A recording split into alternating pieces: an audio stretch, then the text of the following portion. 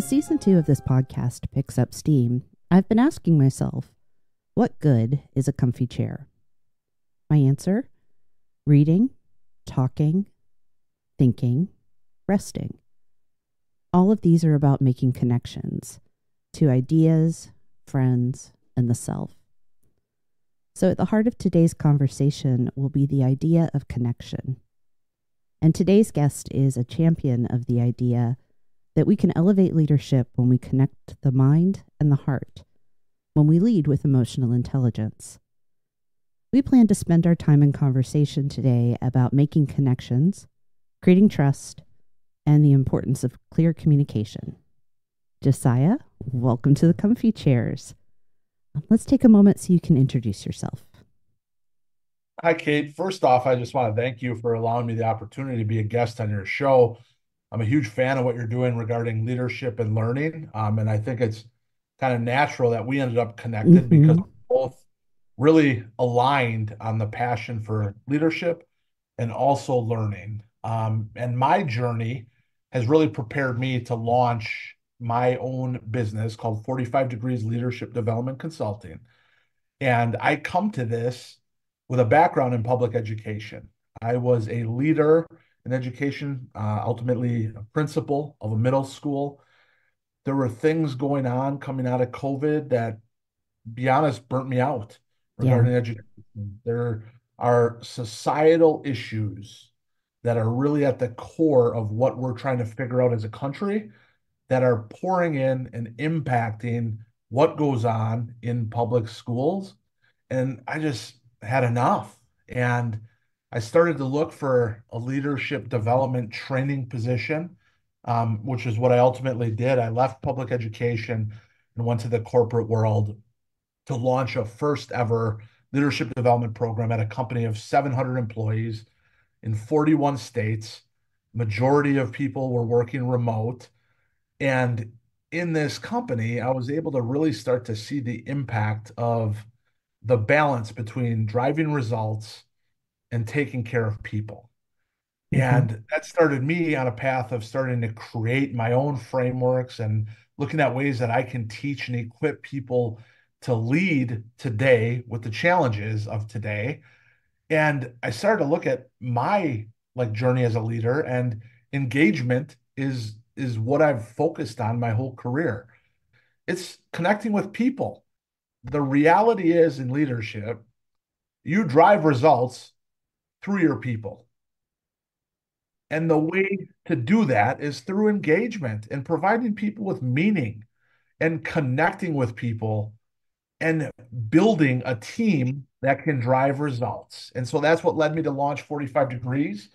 And here I am. I'm engaging, providing training workshops to help leaders connect their head and heart and execute emotional intelligence in their leadership every day. Great.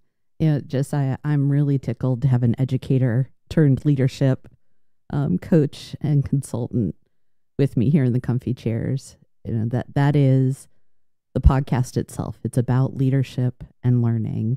It's my preoccupation. It's the focus of my own work at 123 LTD. So naturally, I'd like us to talk a little bit about the connection between learning and leading, because I believe they're deeply connected, and I suspect you do as well. So why don't you start us off with your thoughts? Well, I'm going to push you a little bit, Kate, because I don't even know that they're connected as much as they're the same. Okay. So you're saying then that if somebody learns, they are by default a leader, or the other way around? I think it goes both. I think if you're learning, you're taking leadership of yourself. Okay. And you're choosing to invest and lead yourself down a journey of growth and self-development. And on the other side, if you're a leader, you are constantly learning, and that's based on your own ability. That's on what other people need from you as a leader. And so the two are constantly happening simultaneously. And I think are almost, I don't want to get into a battle as far as language, but they're almost synonymous in some ways. Well, I don't disagree with you. I think I think the nuance that I would want to add is that it goes to the quality and the intent. I shared with you that I've been working on a framework that right now I'm calling the learning engine that is about leaders as learners. That there are, I believe, a set of skills that are necessary for leaders to be successful that are also about how we learn effectively. Because that's the thing. You can have a title of leader and still, frankly, suck. You can say you're a learner, but never retain anything, not actually like apply or make use of it. In fact, I think it's true to say that if I don't use what I learn, I actually haven't learned. But to back up, I don't disagree with you that learning and leading are two sides of the same thing. I think the distinction is the focus of where it goes. But one of the reasons I want to talk about the learning engine concept that I have is because I think learning is driven by, it's fueled by empathy, curiosity, endurance, and courage. That those are the elements that we need to effectively learn. And I think it's good to talk about learning first because we all have experience as learners. And that becomes an easy pathway to think about how we lead, because leading requires empathy, curiosity, endurance, and courage as well. Where I think we're essentially on the same page. And to your point, we're probably just using slightly different language. Do you agree? Yeah, I really do. And I think my question is, in the learning engine, you have the same characteristics that you do in the leading engine, don't you? Yes. Yeah. That's why, So that, again, I talk about connected as they're two different acts, but you kind of can't have one without the other, yeah, right? I agree. And I It's think like, your point about purpose, I think learning is really about impact on yourself, and leading is mm-hmm. more about impact on others. What And I like that. so I think the crossover though is that you have to enrich and grow and push yourself to learn Mm-hmm. in order to increase your impact on others. Yeah. And so there's so many, crossovers and ways that learning and leading intertwine. And that was the first thing when I saw your podcast come up in LinkedIn was the comfy chairs. That kind of intrigued me. And then the line about learning and leading. And so let's get into it. Let's talk about this today Yeah. because I'm eager to see where it takes us. Yeah. Me too. I think learning and leading are like breath because the inhale and the exhale are breath. One is the inhalation. You could argue learning, and then leading is the exhalation. Yeah, that's powerful. And you so you could really, really go a lot of different ways with that. And the fact that my favorite breathing exercise to keep myself self-regulated, which is a part of emotional intelligence, Yeah. are any of the ones where the exhale is longer than the inhale, Mm-hmm. because physiologically that starts to reduce the cortisol levels that drive stress and the impact. And I originally learned it through box breathing exercises that the Navy SEALs Yeah. utilize in really, really tough, high stress situations, right? Yeah, which is amazing. You think about here are highest trained, most elite forces, and one of their core practices is breathe in and out. I love things that are simple. It is. Yeah, let's get into emotional intelligence. We've skirted around it. I've talked about empathy. You've talked about self-regulation. I'm going to ask a very obvious question. This is a softball. What does emotional intelligence have to do with leading effectively? Well, I don't know. It might be a softball on the surface, but it's really, really complex. And Yeah. what led me to this is I need to focus on it. Otherwise, dealing with me is not a great experience.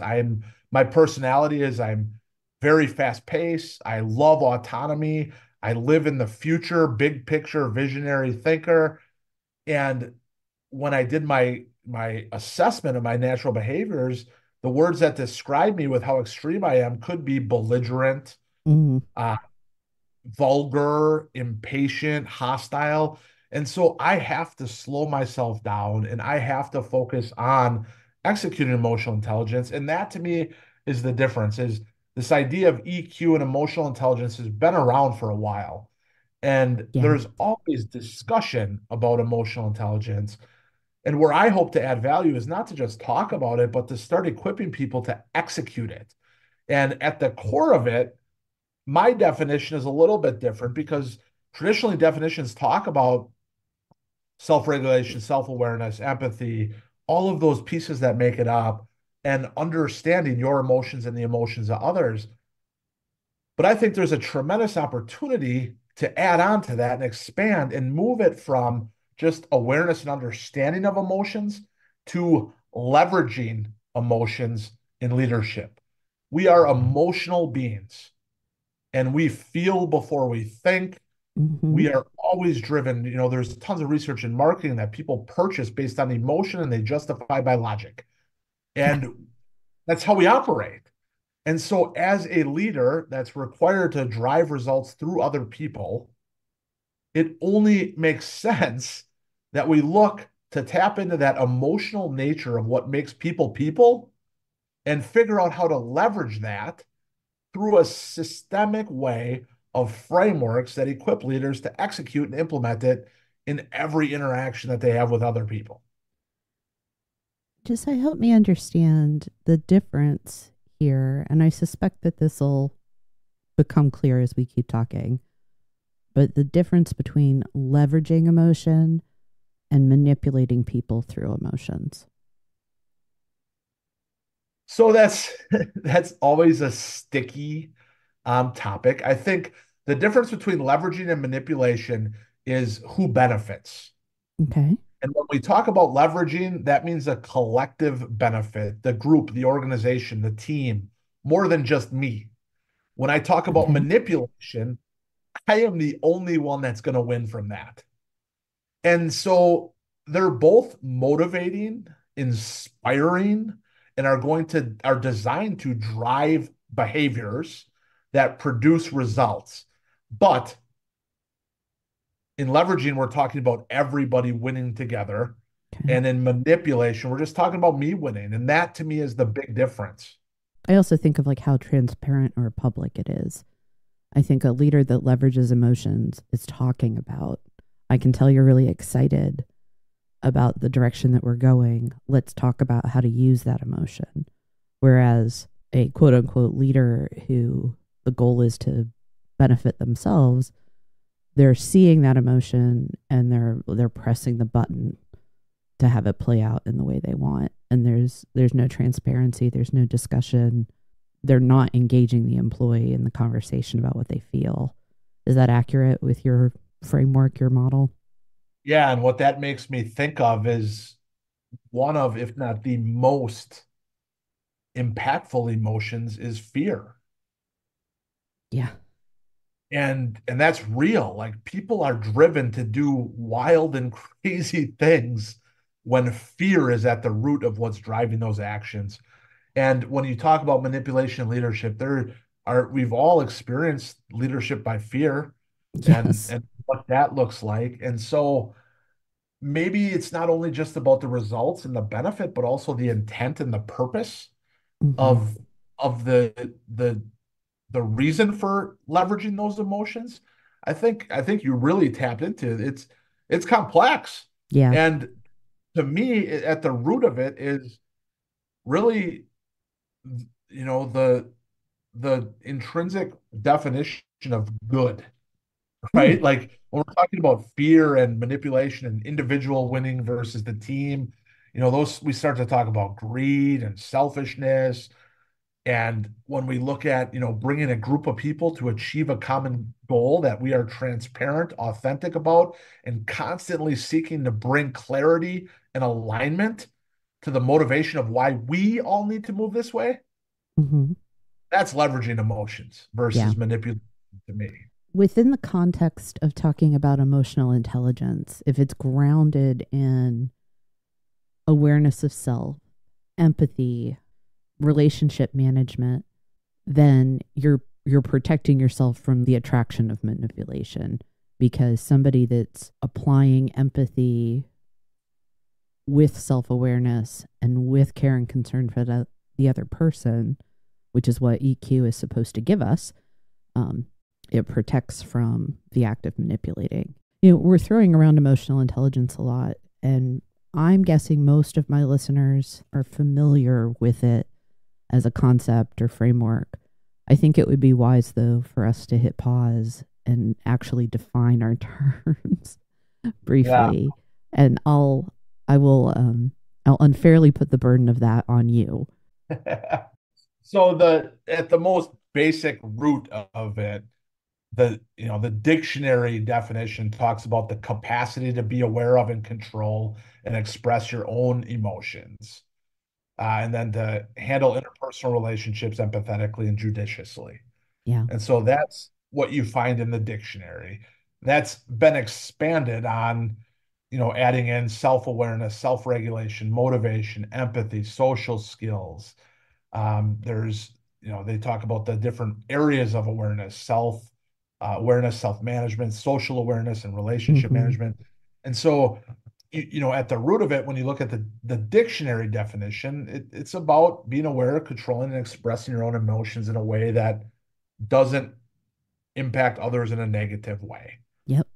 And so that's, I guess, kind of what I've operated as a base.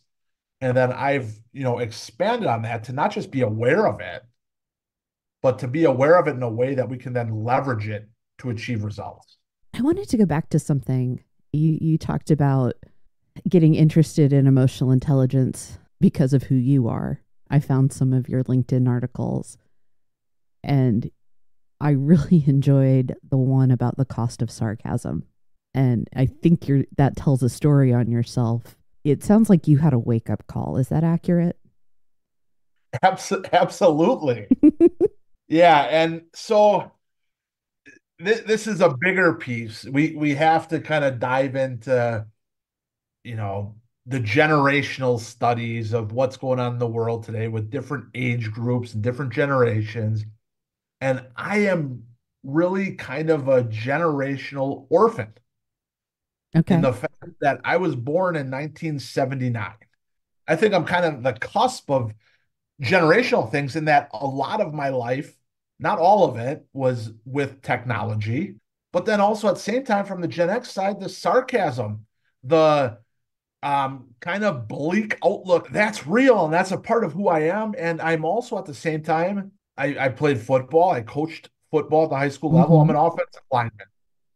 As an offensive lineman, we only get attention when we really, really mess up. And that breeds a tremendous amount of sarcasm. And and that's who offensive linemen are. They're loyal, they don't want credit, they're gonna work, they're gonna grind, they're gonna put themselves out there, they're gonna have fun doing it, and it's gonna be real. Like it's hard, it's not fun. And so let's joke about it and get through it. And so all of those things kind of formulated into this. I'm very, very outgoing, and there's also this extreme sarcasm side that I've grown up with. And when you add into it the power dynamic of a title in the workplace, sarcasm does not land well at all. Not without a relationship already firmly in place. Yeah. And even with the relationship, there's always times where I've felt it from my manager of, they said this and laughed, but is there some truth to that? Are they really trying to tell me something? Because that uncertainty and that uneasiness just breeds angst and worry and concern. Sarcasm is not a way to drive results. Like, yeah, in informal social relationships, people may appreciate it and people may find it funny. When there's a power dynamic associated with it, some people might find it funny for a little bit, but at the same time, there's a cost associated with that, and it's just not worth it to risk that cost if you're serious about leading in a productive way that drives results and protects the dignity of others. And that's real. It's time and place. And the time and place is always dependent upon what is my relationship with the people and how are we relating? What's the context of that relationship right now? And what I experienced was people that I was leading that I had very, very good relationships with. When I Mm-hmm. would use sarcasm talking about something like their professional sports team, Yeah. it was okay. Uh-huh. The minute I started to use sarcasm that involved them, or even worse, something they were involved with in the workplace as Mm-hmm. their leader, it was not productive. And so what what I chose was I'm going to default on like I'm going to evaluate risk, right? And so Mm-hmm. if I don't Yeah. use sarcasm, there's no risk, right? Yep. If I do use sarcasm, I don't know how big of the risk is, but I know there is a risk that it has a Yeah. negative impact. So let's just eliminate it and try to move forward. And that was, that I'm still not perfect on that, right? Like I am who No. I am. You get And to be human.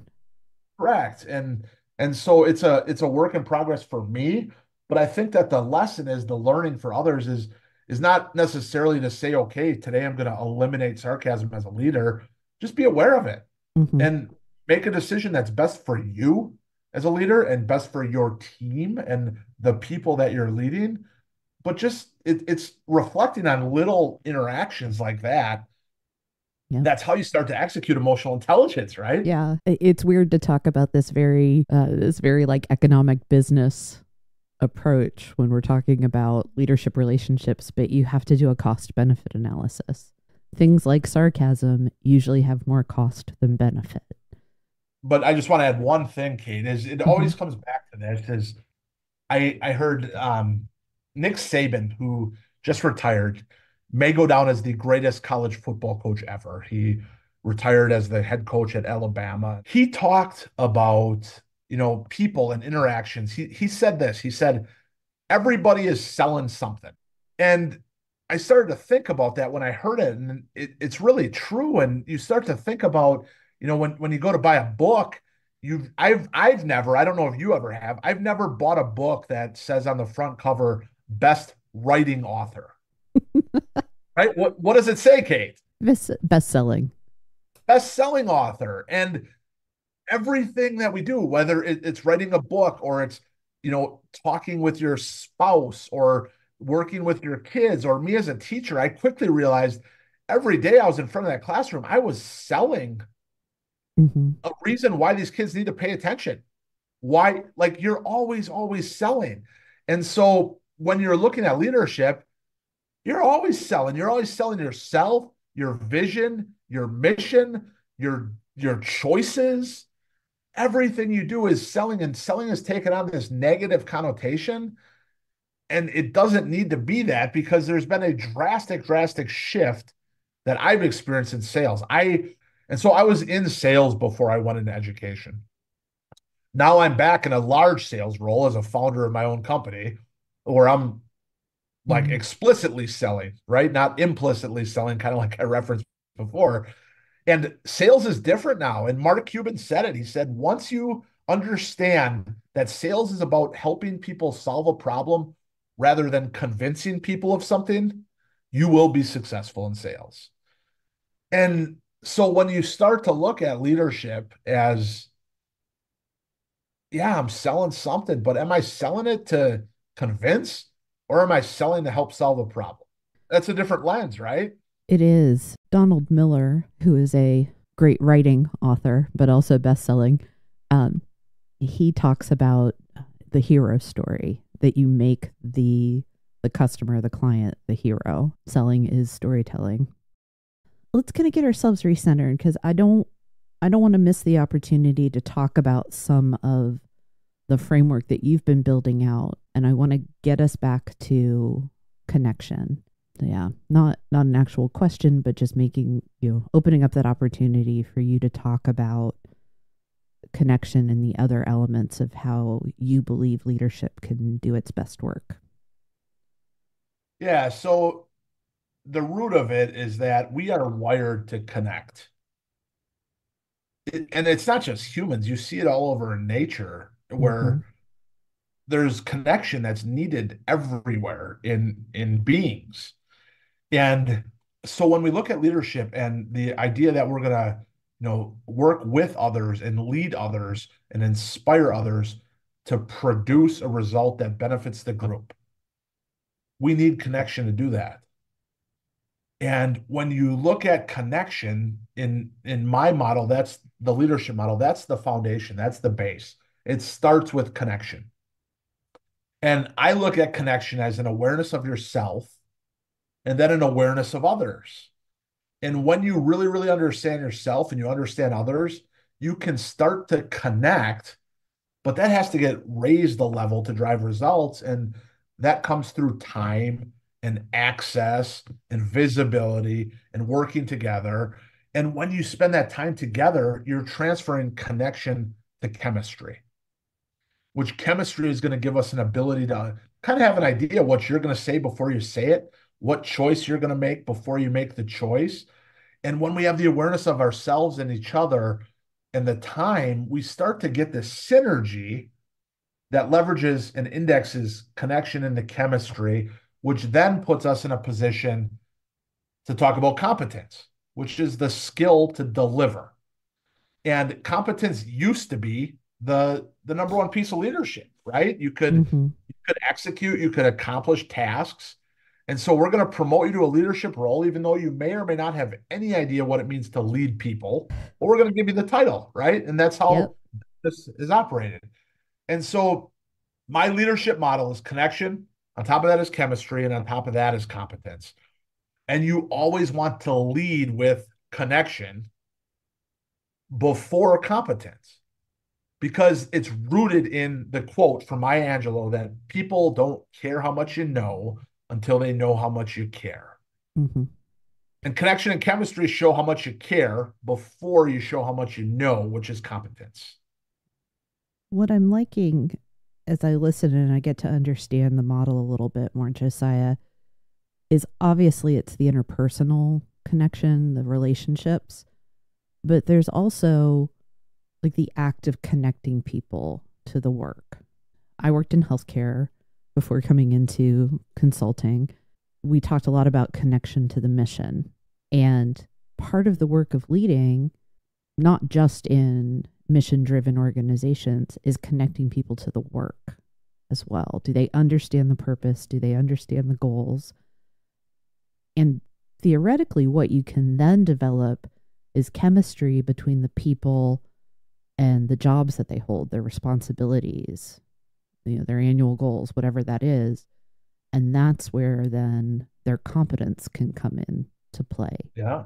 So it's the how we are together, but then am I connecting you to the work to create chemistry between your skills, your ability, your passion, your personal purpose, and the larger picture purpose as well. Yeah. And when that happens, there's one word I think that you could use to define what work is to that person, and it's meaningful. Yeah. And there's all kinds of research. I'm connected with Tamara Myles on LinkedIn, who is a researcher on meaning at work and the importance of meaning at work. And when you start to take somebody and their person and connect that to the outcome of the organization, that's meaningful to them. And Yeah. that's where you get buy-in and investment that ultimately drives results. Well, it's a big part of where we need to head is not connecting people to a job or a pay rate, but connecting them to that deeper meaning. It's one of the things that is part of, the term future of work gets tossed around all the time. I was doing some reading last night where the author was very clear that she wants us to stop using that term, and I agree with her. And there's also a place for it sometimes. But if we're going to have a future of work, it's getting people more deeply connected to meaning. And the future's now. Yes, it definitely is. We're well into the future of work. Right. All right. So I know that some of the material you shared with me, the connection, chemistry, and competence, at that time when you were writing those first thoughts, that was what you referred to as your trust equation. It sounds like the last time we talked that you've that's evolved to some for you. Is that accurate? Because what I'm trying to understand is, where does trust come in? So their trust, it often comes up as the number one factor of a high performing team. Lots of leadership experts talk about trust and that being the core element of a high performing team, a superlative team. And so I started to look at my leadership model and the idea of connection, chemistry, and competence. And then I started to look at, how would you deliver? How would you execute trust? And the equation that I came up with is connection plus chemistry plus competence equals trust. And so at the root of my leadership model is a way to lead, to build trust, which is the core element of high performing teams. And so if you lead in the way that is rooted in the 45 degrees leadership development model, trust is a byproduct of that leadership model. And the way that you drive that and facilitate that is through human interaction. And that's communication, which is the training that I'm offering now is communicate to connect. And that is how we interact. So we take that leadership model and then we communicate and engage with people to execute emotional intelligence, to connect the head and the heart, and to facilitate and build trust to lead to high performing teams that deliver exceptional results in the area of employee engagement and then profitability. If you don't have the one, the other will suffer. Get the employee experience right, and they will get the customer experience right. That's a Mm-hmm. quote that I've heard before. The other one is build your people, and your people will build your business. Yep. And all of it's related, right? Yeah. So tell me about communication. What makes for great communication? So again, it's looking at moving from talking about this to executing this. And so what I've created is called the CLEAR framework, the clear communication framework. And this framework will build clarity in your leadership. And so the first piece of it is conscious, and it's about you as the leader and your mindset. And we're looking at, seeing where you're at. As a leader, you got things going through your head like crazy. You're thinking about the Yeah. next meeting, prepared, all this stuff. And all of a sudden, this person comes up to you and says, "Hey, got a second?" Every leader's worst fear. Yeah. And that's real. And so you have to exercise your ability to analyze, your mindset. You're checking the C, the conscious, your mindset. Are you able to be present? And we look at being present, that's mentally, physically, and emotionally. And if you're not, that's fine. Say, hey, I'm busy right now, lots of stuff going on. You are very, very important to me. I want to be able to give you my full headspace and attention. Can we please set up a time to connect? And you ask them to set that.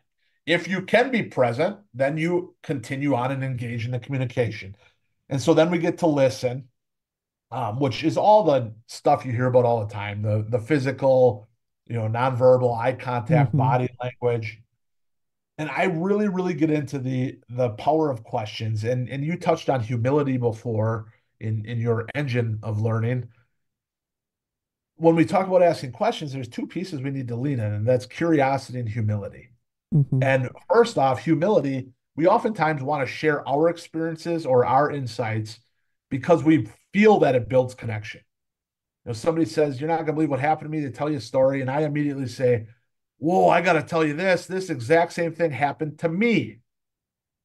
And we think we're building connection, but what did I just change that conversation to? Who's it about now? You take the spotlight. Yeah, it's about me. And we all do this. And we don't do it because of ill will. It's just natural. And so humility is allow it to be about them. And then the curiosity piece is there was a study out of England. Average kid 3 to 5 years old asks 396 questions a day. That's awesome. That The is average just adult, awesome. the average adult asks how many questions you think, Kate? 32. 14. 14. 14 questions a day. Oh, I'm So, ashamed of us. well, it goes back to humility though, too, in Hmm. that we feel like we know, we've been educated, we have experiences, and so we don't have to ask questions. We don't have to get curious. And so the way to really, really get curious and to have rich conversations is to avoid the why questions and ask the how and the what questions. Let me put a little footnote in. There's a book that I think, if you've not already encountered, I believe you would really enjoy. It's called Beginners by Tom Vanderbilt. It's all about lifelong learning. He actually starts with going to a research center where they're studying children learning to walk. And it's, yeah, I think you would enjoy it given your background and some of the things you're sharing with me. Yeah, no, I'll look into that. We've often heard that listening to respond is not what we should do. We should listen to understand. And I'm raising that one level. Listening to understand isn't enough anymore. We should be listening to empathize. Okay. And as we're engaging in humility and curiosity, we're listening for a couple things. First, we all come to a conversation with experiences. As we're listening for people to share experiences, and they do this. People do this all the time, right? Like, I say, hey, I'm sorry I'm late. I was having car problems this morning, and I'm not going to tell you this, but the problem with my car was that I wasn't in my car, and that's why I'm late. And then the key piece is this: we're listening for needs, challenges, and objectives. And as we're listening for those, we're asking ourselves, have I made these harder or easier for that person? And that's how you start to execute listening to empathize. In this model, you've already now engaged the head and the heart, which have to come first before you're in the position to engage your jaw. And that's where I get into talking about the balance of care and candor and how to do that so you can drive results. Because this isn't all lovey-dovey kumbaya stuff. We are going to drive results while protecting the dignity of others. And you do that through the recipe of care and candor, and then being conscious of your intent matching your impact. Mm. And when you start to communicate in that way, you have engaged the head, the heart, and the jaw. And the final piece is to reflect. And we leave conversations all the time saying, I wish I said this, I should have said that, I could have said this. And you actually have to deliberately calendar time to reflect on communication to get better at it. That's anything you want to get better on. You have to reflect. You have to go back and look at what went well, what didn't, an after action review. The same is true with your communications as a leader every single day. And so when you start to execute this conscious listen, empathize, act, and reflect, you are now communicating and interacting in a way that allows you to connect, build chemistry, share competence, build trust, leverage results, protect the dignity of those involved. And you're starting with the development of the person. And as you develop and increase capacity of individuals across your team, there's only one logical thing that's going to happen if every individual gets better. The team is also going to get better. Hmm. All right, Josiah, that's all super easy to do. What's the hang up? Why don't we all do it? There's a couple of things. One is time. Okay. As a leader, you are pressed for time. And, yeah, I hear all the time, you know, you want me to conscious before I communicate. I don't have time for that. Like people are coming up to me asking questions. I'm asking you for about 1.5 seconds. Mm-hmm. That's all it Preach. takes. You come up to me, hey, I think to myself, am I in a place to talk to this person right now? Yes or no? And that is called self-awareness. That is called self-regulation. That Yeah. is called things that we talked about originally in the definition of emotional intelligence. Yeah. And so we're not just talking about awareness, we're now talking about indexing and leveraging and executing, right? And so the time thing, you have time for your people. You have time to check your consciousness. You have time to ask questions. And if you are not doing those things, you're going to have all kinds of time because you're not going to be leading for long. I love that. Yeah. Yeah. And I kind of want to go back. Yes, what you're proposing, the stuff that works, it is simple. It is beautifully elegant. And that doesn't mean that it's easy. So, as people who have studied leadership, who have strong opinions about this is what works, I think it's important for us to acknowledge we're not asking you to do anything that's wildly time consuming, that's wildly complicated, but it doesn't mean it's going to be easy every day. So I'm curious, as you coach and train people, what are you, see if I can say this the way I want to. What is your coaching to leaders to make this habitual? So with anything like this, it often starts in your personal life.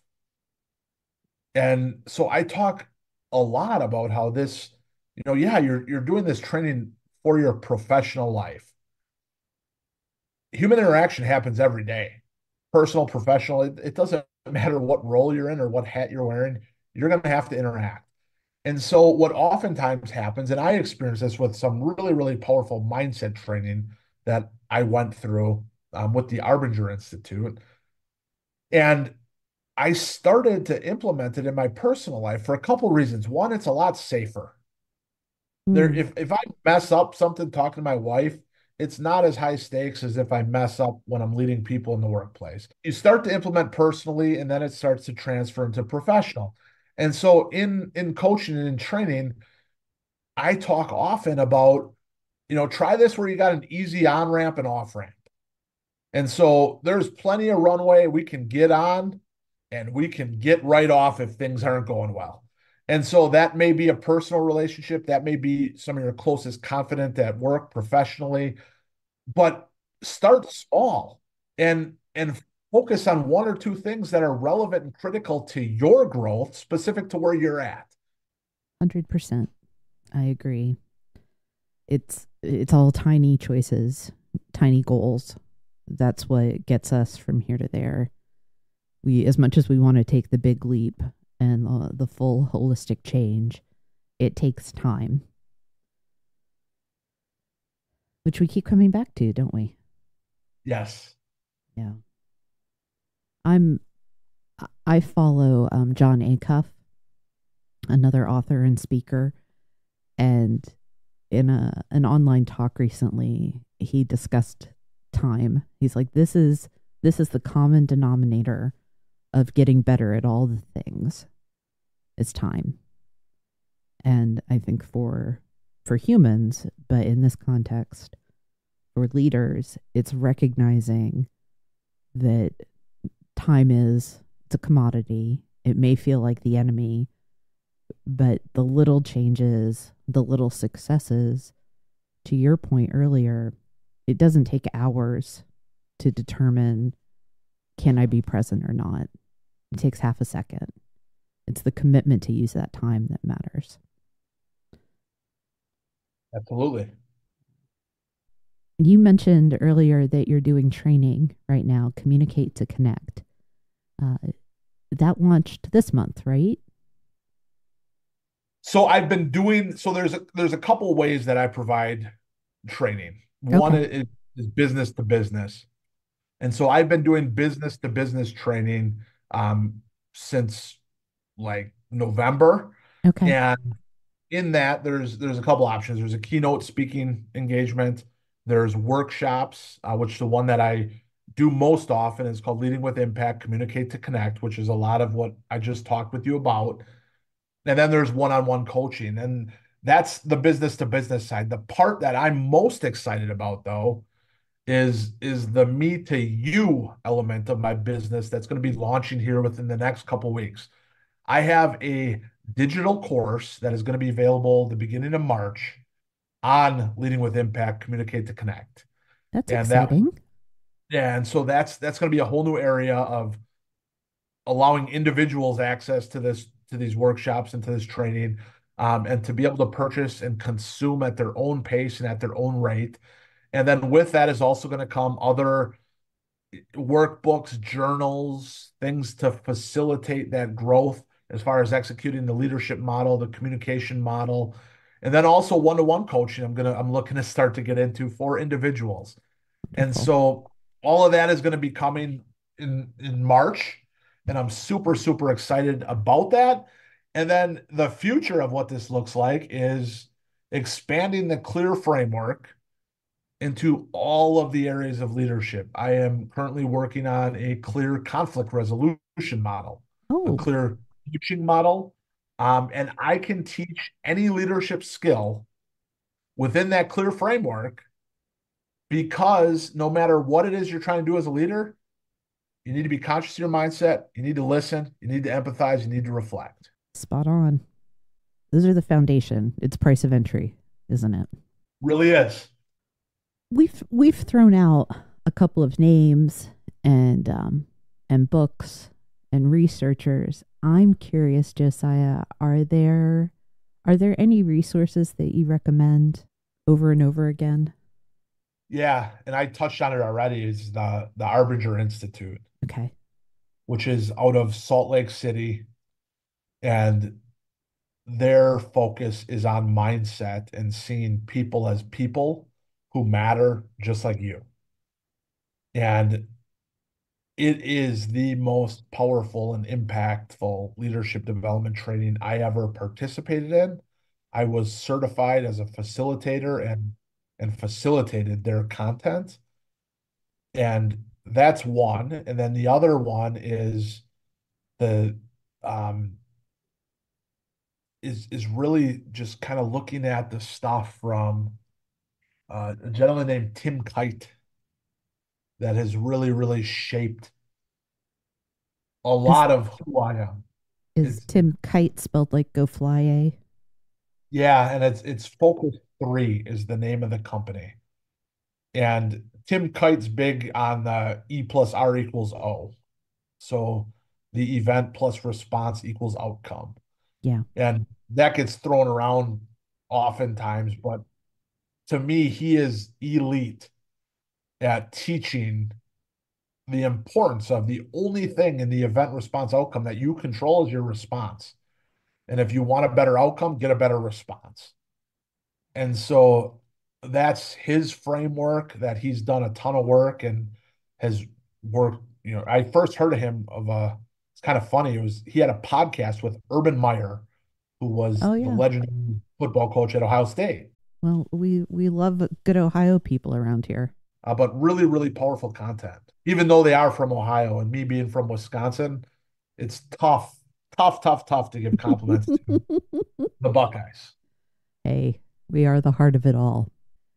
We are getting close to time, sir. So I am going to ask some wrap up stuff of you. I'd like us to reflect on our conversation and share our takeaways. What are, let's say, two big ideas that you'd like to highlight? The first one I want to highlight is just how hard it is to be in a leadership position today. The world is so complex. Change is happening so rapidly, change is happening constantly to the point where it's almost impossible for governments or organizations to keep up with how fast change is occurring. People are different. You see it in the way people interact with restaurant servers, baristas at Starbucks, law enforcement officers. We've been through a lot Yeah. since March of 2020 when the pandemic started. And so people are just different. And with all of this as a leader, you are responsible for leading others, moving people forward. And that's really, really hard. And a lot of people, we are at what I call a leadership crisis where people do not want to lead right now.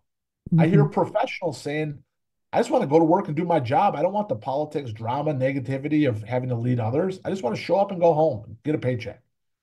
And so all of this is hard, and people are consistently avoiding the risk and responsibility of leadership. And so what I'm here to tell you is that it's hard, and the only way you can succeed is through others. And the collective diversity of thought, diversity of skill, and combining that and leveraging the intellectual horsepower of a group of people is the only way to win today. And the only way to maximize, optimize, leverage others is through human connection. So let's go. I'm here to help. Something I wrote down that you said pretty early on is we are wired to connect. And I agree 100% with you. Leadership is hard. It's hard at the best of times because it requires that constant vigilance of self-awareness, of paying attention to other people, of big picture, small picture, constant toggling.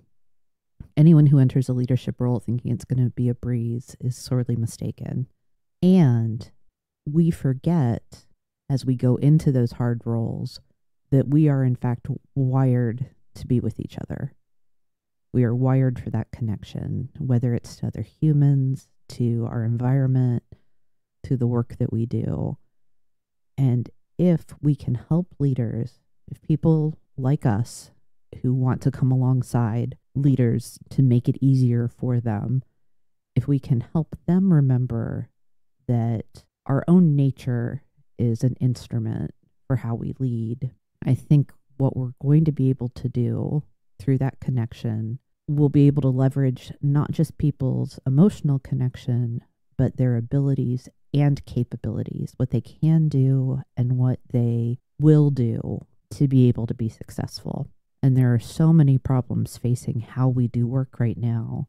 I think what leaders and the people helping leaders need to start paying attention to is clearing the decks. We need to create a clean slate so we can get to those essential things like how we connect with each other, basic awareness of ourselves and others, to be able to then do the hard work. But our human nature is perhaps the key to us being successful now and going forward. I absolutely agree. You look back at history, the biggest wins in the history of human civilization have come when a group of people are aligned and clear on where they want to go, and that is provided by a leader. Yeah, it's about that group of people that put the effort forward. They may look to a leader for direction, but as leaders, we have to remember we're not trying to get into the history books. We're trying to get our people from point A to point B. Absolutely. So we talked a little bit about the training that you've got coming up. March is going to be a big month for you. Is there anything else you want to share that you have on the horizon? That's really it. I would encourage people to give me a follow on LinkedIn. I'm posting content daily, and I encourage you to engage and share your voice. It's really, really exciting, the community that's being built on LinkedIn and some of the people that show up and show out every day to support me and support my message and to support my cause. And so anybody that's listening, Josiah Plato, 45 Degrees Leadership, find me on LinkedIn. Let's connect. Let's engage. But I'll give you a little caution. Only engage if you are obsessed with growth, laser focused on innovation, and want to change the world. Well, I'm glad we're already connected, sir. All right, Kate. Thank you very much. Thank you so much for your time. I appreciated the conversation, and I look forward to seeing what you do next. Yeah, thank you so much for having me. And thank you so much to the audience in the comfy chair. It was a pleasure.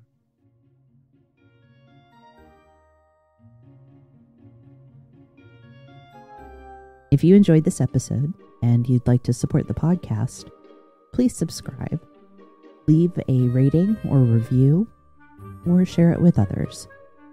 You'll find Comfy Chairs updates and other thoughts on leadership and learning on Instagram at 123 Limited.